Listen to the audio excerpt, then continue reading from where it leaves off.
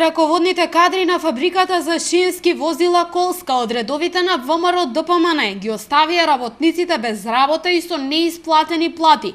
Згора на се, Колска работи со загуби и нема никакви инвестиции во опрема. Ова се информациите кои денеска ги изнесаа од Општинската организација на Социјалдемократскиот сојуз. Од опозицијата вела дека работниците се во неизвестност за тоа кога ќе ги добијат своите заостанати плати.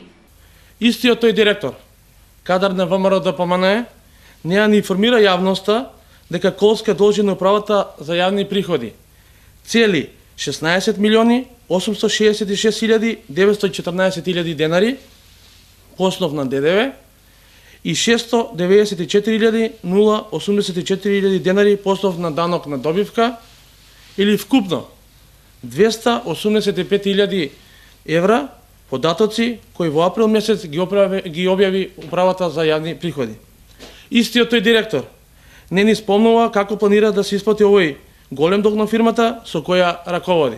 Лошата состојба во која се наоѓа единствената фабрика за шински возила во земјава, велат од СДСМ, е последица на лошото досегашно управување од страна на кадрите на ВМРО ДПМН.